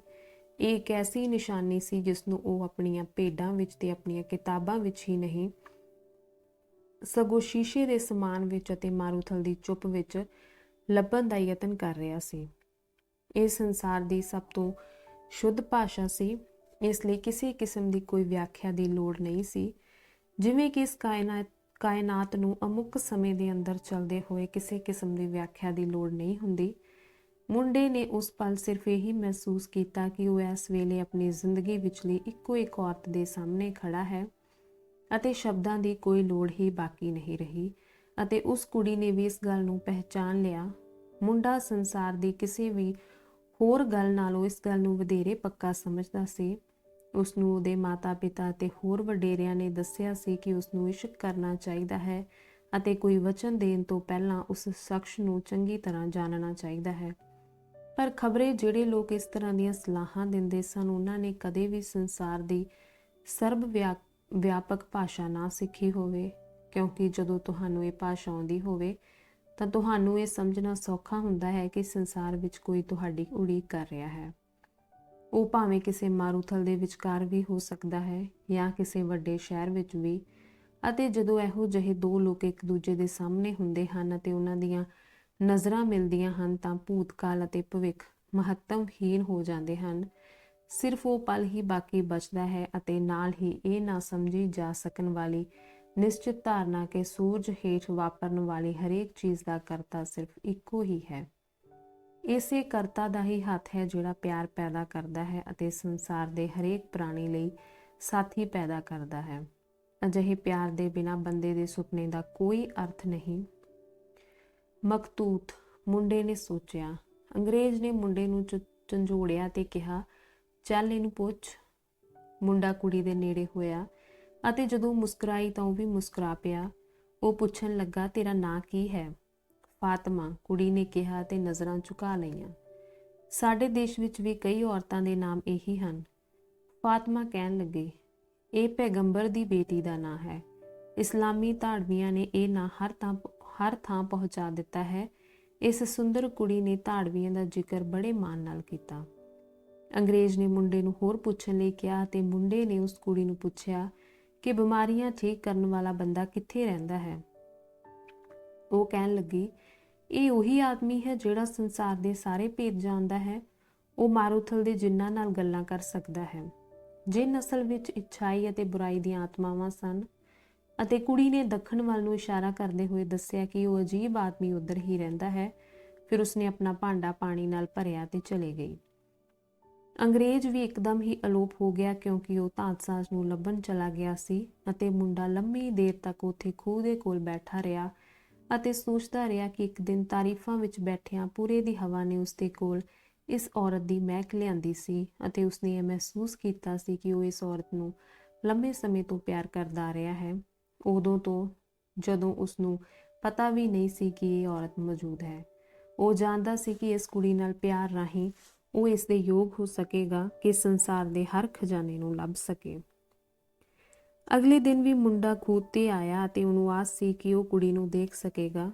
ਉਸਦੀ ਹੈਰਾਨੀ ਦੀ ਕੋਈ ਹੱਦ ਨਾ ਰਹੀ ਜਦੋਂ ਉਸ ਦੇਖਿਆ ਕਿ ਅੰਗਰੇਜ਼ ਉੱਥੇ ਬੈਠਿਆ ਮਾਰੂਥਲ ਵੱਲ ਨਜ਼ਰਾਂ ਗੱਡੀ ਬੈਠਿਆ ਸੀ। ਉਹ ਕਹਿਣ ਲੱਗਾ, ਕੱਲ ਮੈਂ ਸਾਰੀ ਸ਼ਾਮ ਅਤੇ ਦੁਪਹਿਰ ਉਡੀਕਦਾ ਰਿਹਾ। ਉਹ ਸ਼ਾਮ ਦਾ ਤਾਰਾ ਨਿਕਲਦੇ ਸਾਰ ਹੀ ਬਾਹਰ ਆਇਆ। ਮੈਂ ਉਸਨੂੰ ਦੱਸਿਆ ਕਿ ਮੈਨੂੰ ਕਿਸ ਚੀਜ਼ ਦੀ ਭਾਲ ਹੈ ਅਤੇ ਉਹ ਪੁੱਛਣ ਲੱਗਾ ਕਿ ਤੂੰ ਕਦੀ ਧਾਤ ਨੂੰ ਸੋਨੇ ਵਿੱਚ ਬਦਲਿਆ ਹੈ ਜਾਂ ਨਹੀਂ। ਬਸ ਉਸਨੇ ਇੰਨਾ ਹੀ ਕਿਹਾ ਤੇ ਜਾ ਅਤੇ ਯਤਨ ਕਰ। ਮੁੰਡੇ ਨੇ ਕੁਝ ਨਾ ਕਿਹਾ। ਵਿਚਾਰਾ ਅੰਗਰੇਜ਼ ਇੰਨੀ ਦੂਰ ਤੱਕ ਆਇਆ ਵੀ ਅਤੇ ਉਸਨੂੰ ਸਿਰਫ ਇਹੀ ਹਦਾਇਤ ਦਿੱਤੀ ਗਈ ਕਿ ਉਹ ਉਸੇ ਕੰਮ ਨੂੰ ਮੁੜ ਕਰੇ ਜਿਹੜਾ ਉਸਨੇ ਪਹਿਲਾਂ ਵੀ ਕਈ ਵਾਰ ਕੀਤਾ ਸੀ। ਤਾਂ ਫਿਰ ਯਤਨ ਕਰ, ਉਸਨੇ ਅੰਗਰੇਜ਼ ਨੂੰ ਕਿਹਾ। ਮੈਂ ਇਹੀ ਕੁਝ ਕਰਨ ਜਾ ਰਿਹਾ ਹਾਂ। ਮੈਂ ਹੁਣੇ ਸ਼ੁਰੂ ਕਰ ਰਿਹਾ ਹਾਂ। ਜਿਉਂ ਹੀ ਅੰਗਰੇਜ਼ ਗਿਆ, ਫਾਤਮਾ ਆਈ ਅਤੇ ਉਸਨੇ ਆਪਣਾ ਭਾਂਡਾ ਪਾਣੀ ਨਾਲ ਭਰਿਆ। ਮੁੰਡਾ ਕਹਿਣ ਲੱਗਾ, ਮੈਂ ਤੈਨੂੰ ਸਿਰਫ ਇੱਕ ਗੱਲ ਕਹਿਣ ਆਇਆ ਹਾਂ। ਮੈਂ ਚਾਹੁੰਦਾ ਹਾਂ ਕਿ ਤੂੰ ਮੇਰੀ ਪਤਨੀ ਬਣੇ। ਮੈਂ ਤੈਨੂੰ ਪਿਆਰ ਕਰਦਾ ਹਾਂ। ਕੁੜੀ ਦੇ ਹੱਥੋਂ ਭਾਂਡਾ ਡਿੱਗ ਗਿਆ ਅਤੇ ਪਾਣੀ ਬਾਹਰ ਡੁੱਲ ਗਿਆ। ਮੈਂ ਹਰ ਰੋਜ਼ ਇੱਥੇ ਤੇਰੀ ਉਡੀਕ ਕਰਿਆ ਕਰਾਂਗਾ। ਮੈਂ ਮਾਰੂਥਲ ਵਿੱਚ ਇਸ ਲਈ ਆਇਆ ਹਾਂ ਤਾਂ ਕਿ ਉਸ ਖਜ਼ਾਨੇ ਦੀ ਭਾਲ ਕਰ ਸਕਾਂ ਜਿਹੜਾ ਪਿਰਾਮਿਡਾਂ ਦੇ ਨੇੜੇ ਕਿਤੇ ਹੈ। ਪਰ ਮੇਰੇ ਲਈ ਲੜਾਈ ਸਭ ਤੋਂ ਵੱਡਾ ਸਰਾਪ ਮਹਿਸੂਸ ਹੋ ਰਹੀ ਸੀ। ਹੁਣ ਇਹ ਮੇਰੇ ਲਈ ਵਰਦਾਨ ਹੈ ਕਿਉਂਕਿ ਇਸਨੇ ਮੈਨੂੰ ਤੇਰੇ ਕੋਲ ਲੈ ਆਂਦਾ ਹੈ। ਲੜਾਈ ਤਾਂ ਕਿਸੇ ਦਿਨ ਖਤਮ ਹੋ ਹੀ ਜਾਣੀ ਹੈ, ਕੁੜੀ ਨੇ ਕਿਹਾ। ਮੁੰਡੇ ਨੇ ਆਪਣੇ ਆਲੇ ਦੁਆਲੇ ਖੰਜੂਰ ਦੇ ਦਰਖਤਾਂ ਵੱਲ ਦੇਖਿਆ। ਉਸਨੇ ਆਪਣੇ ਆਪ ਨੂੰ ਚੇਤੇ ਕਰਵਾਇਆ ਕਿ ਕਿਸੇ ਵੇਲੇ ਉਹ ਆਜੜੀ ਹੋਇਆ ਕਰਦਾ ਸੀ ਅਤੇ ਉਹ ਇੱਕ ਵਾਰ ਫਿਰ ਆਜੜੀ ਬਣ ਸਕਦਾ ਸੀ। ਫਾਤਮਾ ਉਸਦੇ ਹੋਰ ਕਿਸੇ ਵੀ ਖਜ਼ਾਨੇ ਨਾਲੋਂ ਜ਼ਿਆਦਾ ਮਹੱਤਵਪੂਰਨ ਸੀ। ਕੁੜੀ ਨੇ ਜਿਵੇਂ ਅੰਦਾਜ਼ਾ ਲਗਾ ਲਿਆ ਹੋਵੇ ਕਿ ਉਹ ਕੀ ਸੋਚ ਰਿਹਾ ਹੈ ਤੇ ਕਹਿਣ ਲੱਗੀ, ਕਬਾਇਲੀ ਲੋਕ ਸਦਾ ਹੀ ਖਜ਼ਾਨੇ ਲੱਭਦੇ ਰਹਿੰਦੇ ਹਨ ਅਤੇ ਮਾਰੂਥਲ ਦੀਆਂ ਔਰਤਾਂ ਆਪਣੇ ਕਬੀਲੇ ਦੇ ਮਰਦਾਂ ਤੇ ਮਾਣ ਕਰਦੀਆਂ ਹਨ। ਉਸਨੇ ਆਪਣਾ ਭਾਂਡਾ ਮੁੜ ਭਰਿਆ ਤੇ ਚਲੇ ਗਈ। ਮੁੰਡਾ ਹਰ ਰੋਜ਼ ਹੀ ਫਾਤਮਾ ਨੂੰ ਮਿਲਣ ਲਈ ਖੂਹ ਤੇ ਜਾਂਦਾ। ਉਸਨੇ ਉਹਨੂੰ ਆਪਣੇ ਆਜੜੀ ਦੇ ਦਿਨਾਂ, ਬੁੱਢੇ ਬਾਦਸ਼ਾਹ ਨਾਲ ਮੁਲਾਕਾਤ ਅਤੇ ਸ਼ੀਸ਼ੇ ਦੀ ਦੁਕਾਨ ਬਾਰੇ ਗੱਲਾਂ ਦੱਸੀਆਂ। ਉਹ ਮਿੱਤਰ ਬਣ ਗਏ ਅਤੇ ਜਿਹੜੇ 15 ਮਿੰਟ ਉਹ ਫਾਤਮਾ ਨਾਲ ਬਿਤਾਇਆ ਕਰਦਾ ਸੀ, ਉਸ ਤੋਂ ਬਿਨਾਂ ਬਾਕੀ ਦਾ ਸਾਰਾ ਸਮਾਂ ਇੰਨਾ ਲੰਮਾ ਪ੍ਰਤੀਤ ਹੁੰਦਾ ਸੀ ਜਿਵੇਂ ਇਸਨੇ ਖਤਮ ਹੀ ਨਾ ਹੋਣਾ ਹੋਵੇ। ਜਦੋਂ ਉਹਨਾਂ ਨੂੰ ਨਕਲੀਸਤਾਨ ਤੇ ਆਇਆ ਕਰੀਬ ਮਹੀਨਾ ਹੋ ਗਿਆ ਤਾਂ ਕਾਫਲੇ ਦੇ ਆਗੂ ਨੇ ਉਸ ਨਾਲ ਸਫ਼ਰ ਕਰਦੇ ਸਾਰੇ ਲੋਕਾਂ ਦਾ ਇਕੱਠ ਬੁਲਾਇਆ। ਉਸ ਕਿਹਾ, ਅਸੀਂ ਨਹੀਂ ਜਾਣਦੇ ਕਿ ਲੜਾਈ ਕਦੋਂ ਮੁੱਕੇਗੀ, ਇਸ ਲਈ ਅਸੀਂ ਸਫ਼ਰ ਮੁੜ ਸ਼ੁਰੂ ਨਹੀਂ ਕਰ ਸਕਦੇ। ਲੜਾਈ ਤਾਂ ਲੰਬੇ ਸਮੇਂ ਤੱਕ ਚੱਲ ਸਕਦੀ ਹੈ, ਖਬਰੇ ਕਈ ਸਾਲਾਂ ਤੱਕ ਵੀ। ਦੋਹਾਂ ਪਾਸੇ ਹੀ ਸ਼ਕਤੀਸ਼ਾਲੀ ਤਾਕਤਾਂ ਹਨ ਅਤੇ ਲੜਾਈ ਦੋਵਾਂ ਹੀ ਫੌਜਾਂ ਲਈ ਬੜੀ ਅਹਿਮ ਹੈ। ਇਹ ਅੱਛਾਈ ਦੀ ਬੁਰਾਈ ਦੇ ਖਿਲਾਫ ਲੜਾਈ ਨਹੀਂ, ਇਹ ਉਹਨਾਂ ਤਾਕਤਾਂ ਵਿਚਕਾਰ ਲੜਾਈ ਹੈ ਜਿਹੜੀਆਂ ਸੱਤਾ ਨੂੰ ਆਪਣੇ ਹੱਥ ਵਿੱਚ ਰੱਖਣਾ ਚਾਹੁੰਦੀਆਂ ਹਨ।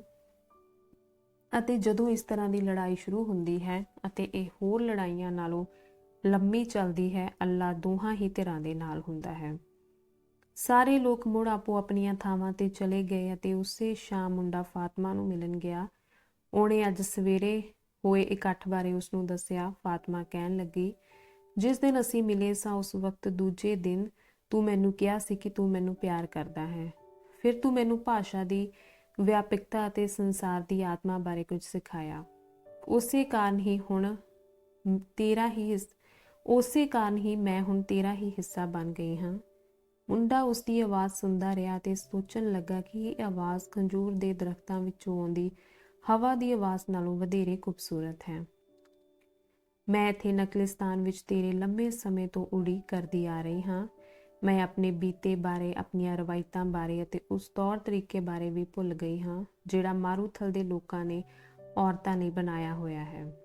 ਬਚਪਨ ਤੋਂ ਹੀ ਮੈਂ ਸੁਪਨਾ ਲੈਂਦੀ ਆ ਰਹੀ ਹਾਂ ਕਿ ਮਾਰੂਥਲ ਮੇਰੇ ਲਈ ਕੋਈ ਕਮਾਲ ਦਾ ਤੋਹਫਾ ਲੈ ਕੇ ਆਏਗਾ। ਹੁਣ ਮੇਰਾ ਤੋਹਫਾ ਆ ਗਿਆ ਹੈ ਅਤੇ ਇਹ ਤੂੰ ਹੈ। ਮੁੰਡਾ ਉਸਦਾ ਹੱਥ ਫੜਨਾ ਚਾਹੁੰਦਾ ਸੀ, ਪਰ ਫਾਤਮਾ ਦੇ ਹੱਥਾਂ ਨੇ ਤਾਂ ਆਪਣਾ ਭਾਂਡਾ ਫੜਿਆ ਹੋਇਆ ਸੀ। ਤੂੰ ਮੈਨੂੰ ਆਪਣੇ ਸੁਪਨਿਆਂ ਬਾਰੇ, ਬੁੱਢੇ ਬਾਦਸ਼ਾਹ ਬਾਰੇ ਅਤੇ ਆਪਣੇ ਖਜ਼ਾਨੇ ਬਾਰੇ ਦੱਸਿਆ ਹੈ। ਤੂੰ ਨਿਸ਼ਾਨੀਆਂ ਬਾਰੇ ਵੀ ਦੱਸਿਆ ਹੈ, ਇਸ ਲਈ ਹੁਣ ਮੈਨੂੰ ਕਿਸੇ ਚੀਜ਼ ਦਾ ਡਰ ਨਹੀਂ, ਕਿਉਂਕਿ ਇਹੀ ਨਿਸ਼ਾਨੀਆਂ ਸਨ ਜਿਹੜੀਆਂ ਤੈਨੂੰ ਮੇਰੇ ਕੋਲ ਲੈ ਕੇ ਆਈਆਂ। ਹੁਣ ਮੈਂ ਤੇਰੇ ਸੁਪਨੇ ਦਾ ਹਿੱਸਾ ਹਾਂ, ਜਾਂ ਜਿਵੇਂ ਤੂੰ ਕਹਿੰਦਾ ਹੈ ਤੇਰੀ ਹੋਣੀ ਦਾ ਹਿੱਸਾ ਹਾਂ। ਇਸੇ ਕਰਕੇ ਹੀ ਮੈਂ ਚਾਹੁੰਦੀ ਹਾਂ ਕਿ ਤੂੰ ਆਪਣੇ ਟੀਚੇ ਵੱਲ ਅੱਗੇ ਵੱਧਦਾ ਜਾਵੇਂ। ਜੇ ਤੂੰ ਜੰਗ ਖਤਮ ਹੋਣ ਤੱਕ ਦੀ ਉਡੀਕ ਕਰਨੀ ਪਵੇ ਤਾਂ ਉਡੀਕ ਲੈ, ਪਰ ਜਿਸ ਤੋਂ ਪਹਿਲਾਂ ਵੀ ਜਾਣਾ ਚਾਹੇ ਤਾਂ ਤੈਨੂੰ ਆਪਣਾ ਸੁਪਨਾ ਪੂਰਾ ਕਰਨ ਲਈ ਜਾਣਾ ਚਾਹੀਦਾ ਹੈ। ਹਵਾ ਨਾਲ ਟਿੱਬੇ ਬਦਲ ਜਾਂਦੇ ਹਨ, ਪਰ ਮਾਰੂਥਲ ਕਦੇ ਨਹੀਂ ਬਦਲਦਾ। ਸਾਡਾ ਇੱਕ ਦੂਜੇ ਨਾਲ ਪਿਆਰ ਵੀ ਇਸੇ ਤਰ੍ਹਾਂ ਹੀ ਰਹੇਗਾ। ਮਕਤੂਬ, ਮੈਂ ਸੱਚਮੁੱਚ ਹੀ ਤੇਰੇ ਸੁਪਨੇ ਦਾ ਹਿੱਸਾ ਹਾਂ ਅਤੇ ਤੂੰ ਇੱਕ ਦਿਨ ਜ਼ਰੂਰ ਵਾਪਸ ਪਰਤੇਂਗਾ। ਮੁੰਡਾ ਉਸ ਦਿਨ ਜਦੋਂ ਉਸ ਕੋਲੋਂ ਉੱਠ ਕੇ ਆਇਆ ਤਾਂ ਉਦਾਸ ਸੀ। ਉਸਨੇ ਆਪਣੇ ਸਾਰੇ ਵਾਕਫਕਾਰ ਸ਼ਾਦੀशुदा ਆਜੜੀਆਂ ਬਾਰੇ ਸੋਚਿਆ। ਉਹ ਆਪਣੀਆਂ ਪਤਨੀਆਂ ਨੂੰ ਬੜੀ ਮੁਸ਼ਕਿਲ ਨਾਲ ਇਹ ਸਮਝਾ ਸਕਦੇ ਸਨ ਕਿ ਉਹਨਾਂ ਨੂੰ ਦੂਰ ਦੀਆਂ ਚਰਾਗਾਹਾਂ ਵਿੱਚ ਜਾਣਾ ਪੈਣਾ ਹੈ। ਪਿਆਰ ਇਸ ਗੱਲ ਦੀ ਤਵੱਕੋ ਕਰਦਾ ਸੀ ਕਿ ਉਹਨਾਂ ਲੋਕਾਂ ਦੇ ਕੋਲ ਰਹਿਣ ਜਿਨ੍ਹਾਂ ਨੂੰ ਉਹ ਪਿਆਰ ਕਰਦੇ ਸਨ। ਅਗਲੀ ਮੁਲਾਕਾਤ ਵਿੱਚ ਉਸਨੇ ਇਹ ਗੱਲ ਫਾਤਮਾ ਨੂੰ ਦੱਸੀ। ਉਹ ਕਹਿਣ ਲੱਗੀ, ਮਾਰੂਥਲ ਸਾਡੇ ਮਰਦਾਂ ਨੂੰ ਸਾਡੇ ਕੋਲੋਂ ਦੂਰ ਲੈ ਜਾਂਦਾ ਹੈ ਅਤੇ ਜ਼ਰੂਰੀ ਨਹੀਂ ਕਿ ਉਹ ਸਾਰੇ ਦੇ ਸਾਰੇ ਸਦਾ ਹੀ ਪਰਤ ਆਉਣ। ਸਾਨੂੰ ਇਸ ਦਾ ਪਤਾ ਹੈ ਅਤੇ ਅਸੀਂ ਇਸ ਦੀਆਂ ਆਦੀ ਹੋ ਚੁੱਕੀਆਂ ਹਾਂ। ਜਿਹੜੇ ਵਾਪਸ ਨਹੀਂ ਪਰਤਦੇ ਉਹ ਬਦਲਾਂ ਦਾ ਹਿੱਸਾ ਬਣ ਜਾਂਦੇ ਹਨ, ਉਹਨਾਂ ਜਾਨਵਰਾਂ ਵਿੱਚ ਬਦਲ ਜਾਂਦੇ ਹਨ ਜਿਹੜੇ ਝਾੜੀਆਂ ਵਿੱਚ ਛੁਪੇ ਹੋਏ ਹਨ, ਅਤੇ ਉਸ ਪਾਣੀ ਵਿੱਚ ਜਿਹੜਾ ਧਰਤੀ ਵਿੱਚੋਂ ਆਉਂਦਾ ਹੈ ਉਹ ਸਭ ਕਾਸੇ ਦਾ ਹਿੱਸਾ ਬਣ ਜਾਂਦੇ ਹਨ। ਉਹ ਸੰਸਾਰ ਦੀ ਆਤਮਾ ਬਣ ਜਾਂਦੇ ਹਨ। ਕੁਝ ਵਾਪਸ ਵੀ ਪਰਤ ਆਉਂਦੇ ਹਨ। ਇਸ ਨਾਲ ਹੋਰ ਔਰਤਾਂ ਖੁਸ਼ ਹੁੰਦੀਆਂ ਹਨ ਕਿਉਂਕਿ ਉਹਨਾਂ ਦਾ ਯਕੀਨ ਹੁੰਦਾ ਹੈ ਕਿ ਕਦੇ ਉਹਨਾਂ ਦੇ ਮਰਦ ਵੀ ਵਾਪਸ ਪਰਤ ਆਉਣਗੇ। ਮੈਂ ਉਹਨਾਂ ਔਰਤਾਂ ਵੱਲ ਦੇਖਦੀ ਸਾਂ ਕਿ ਉਹਨਾਂ ਦੀ ਖੁਸ਼ੀ ਨਾਲ ਮੈਨੂੰ ਈਰਖਾ ਹੁੰਦੀ ਸੀ। ਹੁਣ ਮੈਂ ਵੀ ਉਹਨਾਂ ਔਰਤਾਂ ਵਿੱਚੋਂ ਹੀ ਇੱਕ ਹੋ ਜਾਵਾਂਗੀ ਜਿਹੜੀਆਂ ਉਡੀਕ ਕਰਦੀਆਂ ਹਨ। ਮੈਂ ਮਾਰੂਥਲ ਦੀ ਔਰਤ ਹਾਂ ਅਤੇ ਮੈਨੂੰ ਇਸ ਗੱਲ ਦਾ ਮਾਣ ਹੈ। ਮੈਂ ਚਾਹੁੰਦੀ ਹਾਂ ਕਿ ਮੇਰਾ ਖਾਵੰਦ ਉਸੇ ਤਰ੍ਹਾਂ ਆਜ਼ਾਦ ਘੁੰਮੇ ਜਿਸ ਤਰ੍ਹਾਂ ਇਹਨਾਂ ਟਿੱਬਿਆਂ ਦਾ ਆਕਾਰ ਬਦਲਣ ਵਾਲੀ ਹਵਾ ਘੁੰਮਦੀ ਹੈ, ਅਤੇ ਜੇ ਮੈਨੂੰ ਲੋੜ ਪਈ ਤਾਂ ਮੈਂ ਇਸ ਗੱਲ ਨੂੰ ਪ੍ਰਵਾਨ ਕਰ ਲਵਾਂਗੀ ਕਿ ਉਹ ਆਖਿਰਕਾਰ ਬੱਦਲਾਂ, ਜਾਨਵਰਾਂ ਤੇ ਮਾਰੂਥਲ ਦੇ ਪਾਣੀ ਦਾ ਹਿੱਸਾ ਬਣ ਗਿਆ ਹੈ। ਮੁੰਡਾ ਅੰਗਰੇਜ਼ ਨੂੰ ਲੱਭਣ ਗਿਆ। ਉਹ ਉਸਨੂੰ ਫਾਤਮਾ ਬਾਰੇ ਦੱਸਣਾ ਚਾਹੁੰਦਾ ਸੀ। ਉਹ ਇਹ ਦੇਖ ਕੇ ਹੈਰਾਨ ਰਹਿ ਗਿਆ ਕਿ ਅੰਗਰੇਜ਼ ਨੇ ਆਪਣੇ ਤੰਬੂ ਦੇ ਬਾਹਰ ਇੱਕ ਭੱਠੀ ਬਣਾ ਲਈ ਸੀ। ਇਹ ਅਜੀਬ ਭੱਠੀ ਸੀ ਜਿਸ ਹੇਠਾਂ ਲੱਕੜਾਂ ਦੀ ਅੱਗ ਬਾਲੀ ਹੋਈ ਸੀ ਅਤੇ ਉੱਪਰ ਸ਼ੀਸ਼ੇ ਦਾ ਇੱਕ ਬਰਤਨ ਗਰਮ ਹੋ ਰਿਹਾ ਸੀ।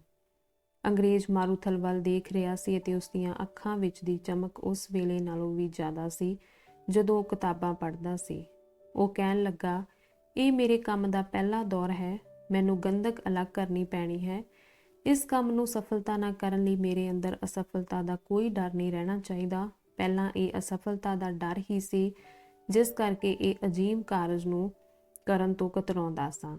ਹੁਣ ਉਹ ਕੁਝ ਕਰਨਾ ਸ਼ੁਰੂ ਕਰ ਰਿਹਾ ਹਾਂ ਜਿਹੜਾ ਮੈਨੂੰ 10 ਸਾਲ ਪਹਿਲਾਂ ਸ਼ੁਰੂ ਕਰਨਾ ਚਾਹੀਦਾ ਸੀ, ਪਰ ਹੁਣ ਮੈਂ ਇਸ ਲਈ ਖੁਸ਼ ਹਾਂ ਕਿ ਮੈਨੂੰ ਇਸ ਕੰਮ ਲਈ 20 ਸਾਲ ਨਹੀਂ ਉਡੀਕਣਾ ਪਿਆ।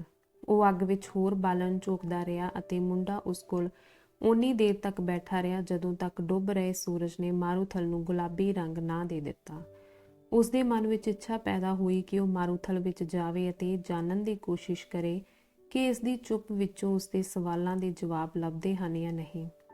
ਕੁਝ ਦੇਰ ਤੱਕ ਉਹ ਐਵੇਂ ਘੁੰਮਦਾ ਰਿਹਾ। ਅਜਿਹਾ ਕਰਦੇ ਹੋਏ ਉਸਨੇ ਨਖਲਿਸਤਾਨ ਦੀਆਂ ਖਜੂਰ ਦਿਆਂ ਦਰਖਤਾਂ ਨੂੰ ਆਪਣੀ ਨਜ਼ਰ ਵਿੱਚ ਰੱਖਿਆ। ਉਸਨੇ ਹਵਾ ਨੂੰ ਸੁਣਿਆ ਤੇ ਆਪਣੇ ਪੈਰਾਂ ਹੇਠਲੇ ਪੱਥਰਾਂ ਨੂੰ ਮਹਿਸੂਸ ਕੀਤਾ। ਕਿਤੇ ਨਾ ਕਿਤੇ ਉਸਨੂੰ ਕੋਈ ਘੋਗਾ ਮਿਲ ਜਾਂਦਾ ਤੇ ਉਸਨੂੰ ਸਮਝ ਆਈ ਕਿ ਬਹੁਤ ਪੁਰਾਤਨ ਸਮਿਆਂ ਦੇ ਵਿੱਚ ਮਾਰੂਥਲ ਵਾਲੀ ਥਾਂ ਤੇ ਕਦੇ ਸਮੁੰਦਰ ਹੁੰਦਾ ਸੀ। ਉੱਥੇ ਇੱਕ ਪੱਥਰ ਤੇ ਬੈਠ ਗਿਆ ਤੇ ਆਪਣੇ ਆਪ ਨੂੰ ਦਿਸ ਹੱਦੇ ਦੇ ਜਾਦੂਈ ਪ੍ਰਭਾਵ ਹੇਠ ਆਉਣ ਦਿੱਤਾ। ਉਸਨੇ ਕੋਸ਼ਿਸ਼ ਕੀਤੀ ਕਿ ਪਿਆਰ ਨੂੰ ਕਬਜ਼ੇ ਨਾਲੋਂ ਅਲੱਗ ਭਾਵ ਦੇ ਤੌਰ ਤੇ ਵਿਚਾਰ ਸਕੇ, ਪਰ ਉਹ ਦੋਵਾਂ ਨੂੰ ਅਲੱਗ ਨਾ ਕਰ ਸਕਿਆ। ਪਰ ਫਾਤਮਾ ਮਾਰੂਥਲ ਦੀ ਔਰਤ ਸੀ ਅਤੇ ਜੇ ਕੋਈ ਚੀਜ਼ ਮੁੰਡੇ ਨੂੰ ਉਸ ਬਾਰੇ ਸਮਝਾ ਸਕਦੀ ਸੀ ਤਾਂ ਇਹ ਮਾਰੂਥਲ ਸੀ। ਜਦੋਂ ਉੱਥੇ ਬੈਠਾ ਸੋਚ ਰਿਹਾ ਸੀ ਤਾਂ ਉਸਨੇ ਮਹਿਸੂਸ ਕੀਤਾ ਕਿ ਉਹਦੇ ਉੱਪਰ ਕੋਈ ਹਰਕਤ ਹੋ ਰਹੀ ਹੈ। ਉਸਨੇ ਦੇਖਿਆ ਕਿ 2 ਸ਼ਿਕਰੇ ਅਸਮਾਨ ਵਿੱਚ ਉੱਡ ਰਹੇ ਹਨ ਅਤੇ ਦੇਖਦਾ ਹੈ, ਇਹਨਾਂ ਦੇ ਵਿਚਲੇ ਅਰਥ ਲੱਭਣ ਦੀ ਕੋਸ਼ਿਸ਼ ਕਰਦਾ ਹੈ। ਖਬਰੇ ਮਾਰੂਥਲ ਦੇ ਪੰਛੀ ਉਸਨੂੰ ਕਬਜ਼ੇ ਦੀ ਭਾਵਨਾ ਤੋਂ ਬਿਨਾਂ ਪਿਆਰ ਕਰਨ ਦੇ ਅਰਥ ਸਮਝਾ ਸਕਣ। ਉਸਨੂੰ ਨੀਂਦ ਆਉਣ ਲੱਗੀ। ਉਸਦੇ ਦਿਲ ਵਿੱਚ ਜਾਗਦੇ ਰਹਿਣ ਦੀ ਇੱਛਾ ਸੀ, ਪਰ ਨਾਲ ਦੀ ਨਾਲ ਉਹ ਸੌਣਾ ਵੀ ਚਾਹੁੰਦਾ ਸੀ। ਉਸਨੇ ਆਪਣੇ ਆਪ ਨੂੰ ਕਿਹਾ, ਮੈਂ ਸੰਸਾਰ ਦੀ ਭਾਸ਼ਾ ਸਿੱਖ ਰਿਹਾ ਹਾਂ ਅਤੇ ਸੰਸਾਰ ਦੀ ਹਰ ਚੀਜ਼ ਹੀ ਮੇਰੇ ਲਈ ਅਰਥ ਭਰਪੂਰ ਹੋਣੀ ਸ਼ੁਰੂ ਹੋ ਗਈ ਹੈ, ਇੱਥੋਂ ਤੱਕ ਕਿ ਇਹਨਾਂ ਸ਼ਿਕਰਿਆਂ ਦੀ ਉਡਾਨ ਵੀ। ਅਤੇ ਇਹੋ ਜਿਹਾ ਸੋਚਦੇ ਹੋਏ ਉਹ ਇਸ ਗੱਲ ਦਾ ਸ਼ੁਕਰਗੁਜ਼ਾਰ ਰਿਹਾ ਸੀ ਕਿ ਉਸਨੂੰ ਇਸ਼ਕ ਹੋ ਗਿਆ ਹੈ। ਉਸਨੇ ਸੋਚਿਆ ਕਿ ਜਦੋਂ ਤੁਹਾਨੂੰ ਪਿਆਰ ਹੋ ਗਿਆ ਹੁੰਦਾ ਹੈ ਤਾਂ ਸਭ ਚੀਜ਼ਾਂ ਦੇ ਅਰਥ ਵਧੇਰੇ ਸਪਸ਼ਟ ਹੋਣ ਲੱਗਦੇ ਹਨ।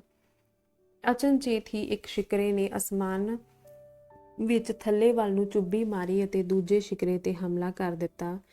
ਜਿਉਂ ਹੀ ਇਸ ਤਰ੍ਹਾਂ ਹੋਇਆ, ਮੁੰਡੇ ਦੇ ਦਿਮਾਗ ਵਿੱਚ ਇੱਕਦਮ ਹੀ ਇੱਕ ਅਕਸ ਉੱਭਰਿਆ। ਇੱਕ ਪੂਰੀ ਫੌਜ ਤਲਵਾਰਾਂ ਲਈ ਨਖਲਿਸਤਾਨ ਤੇ ਹਮਲਾ ਕਰ ਰਹੀ ਸੀ। ਇਹ ਦ੍ਰਿਸ਼ ਇੱਕਦਮ ਹੀ ਖਤਮ ਹੋ ਗਿਆ, ਪਰ ਇਸ ਨਾਲ ਉਹ ਰਹਿ ਗਿਆ। ਉਸਨੇ ਸੁਣਿਆ ਹੋਇਆ ਸੀ ਕਿ ਲੋਕ ਮਿਰਗ ਤ੍ਰਿਸ਼ਨਾ ਦੀਆਂ ਗੱਲਾਂ ਕਰਦੇ ਹਨ ਅਤੇ ਉਸਨੇ ਖੁਦ ਵੀ ਅਜਿਹਾ ਦੇਖਿਆ ਹੋਇਆ ਸੀ।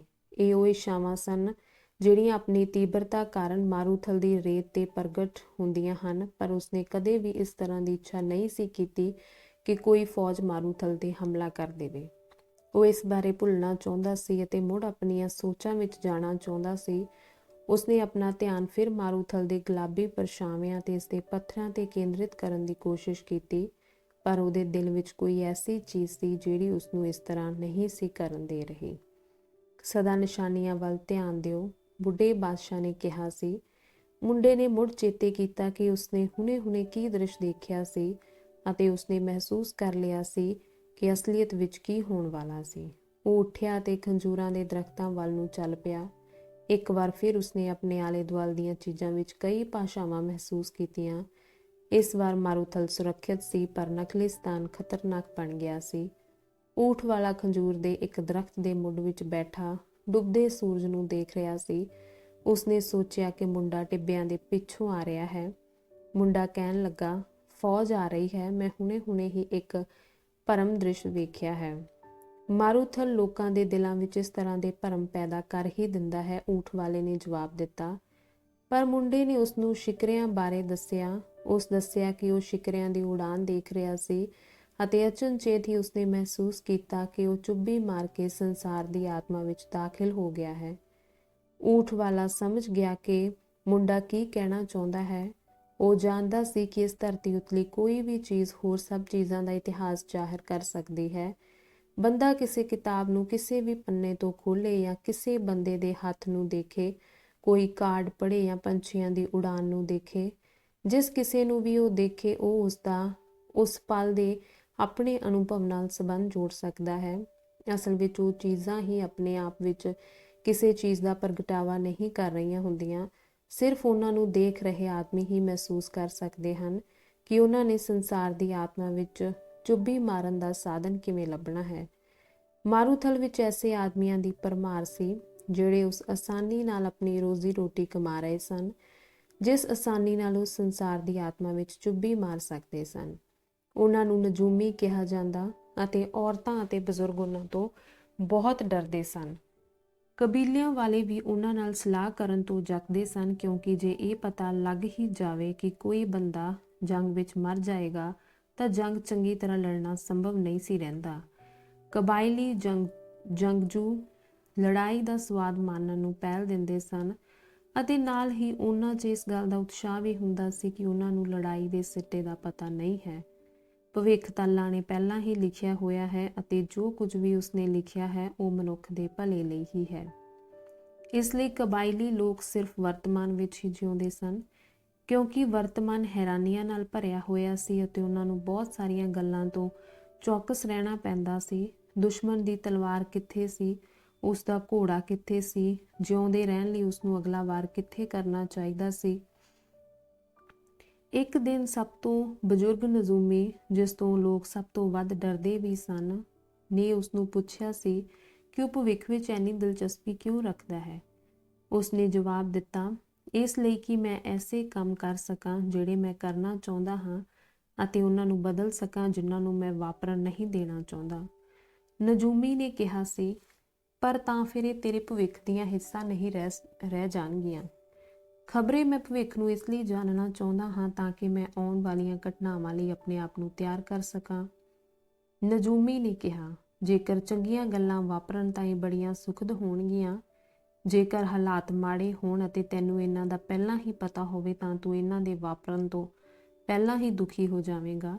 ਊਠ ਵਾਲੇ ਨੇ ਨਜੂਮੀ ਨੂੰ ਕਿਹਾ ਸੀ, ਮੈਂ ਇਸ ਲਈ ਭਵਿੱਖ ਜਾਣਨਾ ਚਾਹੁੰਦਾ ਹਾਂ ਕਿਉਂਕਿ ਮੈਂ ਆਦਮੀ ਹਾਂ ਤੇ ਆਦਮੀ ਸਦਾ ਹੀ ਆਪਣੀ ਜ਼ਿੰਦਗੀਆਂ ਭਵਿੱਖ ਤੇ ਨਿਰਭਰ ਕਰਦੇ ਹੋਏ ਬਿਤਾਉਂਦੇ ਹਨ। ਨਜ਼ੂਮੀ ਡੱਕੇ ਸੁੱਟਣ ਦਾ ਮਾਹਰ ਸੀ। ਉਸਨੇ ਡੱਕੇ ਜ਼ਮੀਨ ਤੇ ਸੁੱਟੇ ਅਤੇ ਇਹਨਾਂ ਦੇ ਡਿੱਗਣ ਦੇ ਆਧਾਰ ਤੇ ਭਵਿੱਖਬਾਣੀ ਕੀਤੀ। ਉਸ ਦਿਨ ਉਸਨੇ ਕੁਝ ਨਾ ਕਿਹਾ। ਉਸਨੇ ਡੱਕੇ ਕੱਪੜੇ ਵਿੱਚ ਲਪੇਟ ਲਏ ਅਤੇ ਇਹਨਾਂ ਨੂੰ ਆਪਣੀ ਪੋਟਲੀ ਵਿੱਚ ਪਾ ਲਿਆ। ਉਹ ਕਹਿਣ ਲੱਗਾ, ਮੈਂ ਲੋਕਾਂ ਦਾ ਭਵਿੱਖ ਦੱਸ ਕੇ ਰੋਟੀ ਕਮਾਉਂਦਾ ਹਾਂ। ਮੈਨੂੰ ਇਹਨਾਂ ਡੱਕਿਆਂ ਦਾ ਵਿਗਿਆਨ ਪਤਾ ਹੈ ਅਤੇ ਮੈਂ ਇਹ ਵੀ ਜਾਣਦਾ ਹਾਂ ਕਿ ਭਵਿੱਖ ਦੇ ਲਿਖੇ ਹੋਏ ਨੂੰ ਪੜ੍ਹ ਸਕਣ ਲਈ ਇਹਨਾਂ ਦੀ ਵਰਤੋਂ ਕਿਵੇਂ ਕਰਨੀ ਹੁੰਦੀ ਹੈ। ਉੱਥੇ ਜਾ ਕੇ ਮੈਂ ਬੀਤੇ ਨੂੰ ਪੜ੍ਹ ਸਕਦਾ ਹਾਂ, ਉਸ ਸਭ ਕਾਸੇ ਨੂੰ ਲੱਭ ਸਕਦਾ ਹਾਂ ਜੋ ਕੁਝ ਭੁਲਾਇਆ ਜਾ ਚੁੱਕਾ ਹੈ ਅਤੇ ਉਹਨਾਂ ਨਿਸ਼ਾਨੀਆਂ ਨੂੰ ਸਮਝ ਸਕਦਾ ਹਾਂ ਜਿਹੜੀਆਂ ਵਰਤਮਾਨ ਵਿੱਚ ਮੌਜੂਦ ਹਨ। ਜਦੋਂ ਕੁਝ ਲੋਕ ਮੇਰੇ ਕੋਲ ਸਲਾਹ ਲੈਣ ਆਉਂਦੇ ਹਨ ਤਾਂ ਉਦੋਂ ਮੈਂ ਭਵਿੱਖ ਪੜ੍ਹ ਨਹੀਂ ਰਿਹਾ ਹੁੰਦਾ, ਮੈਂ ਤਾਂ ਸਿਰਫ ਭਵਿੱਖ ਦਾ ਅੰਦਾਜ਼ਾ ਲਗਾ ਰਿਹਾ ਹੁੰਦਾ ਹਾਂ। ਭਵਿੱਖ ਤਾਂ ਅੱਲਾ ਦੇ ਹੱਥ ਵਿੱਚ ਹੈ ਤੇ ਇਹ ਅੱਲਾ ਹੀ ਹੈ ਜਿਹੜਾ ਭਵਿੱਖ ਬਾਰੇ ਨਵੇਕਲੀਆਂ ਹਾਲਤਾਂ ਵਿੱਚ ਸੰਕੇਤ ਭੇਜਦਾ ਹੈ। ਮੈਂ ਭਵਿੱਖ ਦਾ ਅੰਦਾਜ਼ਾ ਕਿਵੇਂ ਲਗਾਉਂਦਾ ਹਾਂ? ਵਰਤਮਾਨ ਦੀਆਂ ਨਿਸ਼ਾਨੀਆਂ ਦੇ ਆਧਾਰ ਤੇ।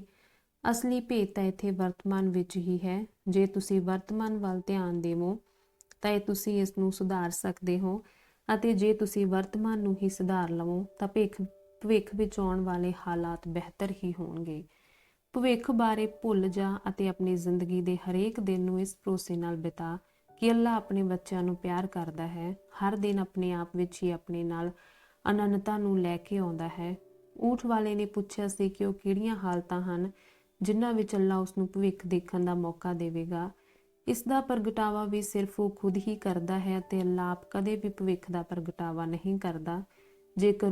ਜੇਕਰ ਕਦੇ ਉਹ ਕਰੇ ਤਾਂ ਇਸ ਦਾ ਸਿਰਫ ਇੱਕੋ ਕਾਰਨ ਹੁੰਦਾ ਹੈ ਕਿ ਭਵਿੱਖ ਜਿਸ ਤਰ੍ਹਾਂ ਦਾ ਲਿਖਿਆ ਗਿਆ ਸੀ ਉਸ ਨੂੰ ਬਦਲਣ ਦੀ ਲੋੜ ਹੁੰਦੀ ਹੈ। ਊਠ ਵਾਲੇ ਨੇ ਸੋਚਿਆ ਕਿ ਅੱਲਾ ਨੇ ਮੁੰਡੇ ਨੂੰ ਭਵਿੱਖ ਦਾ ਕੁਝ ਹਿੱਸਾ ਦਿਖਾਇਆ ਹੈ।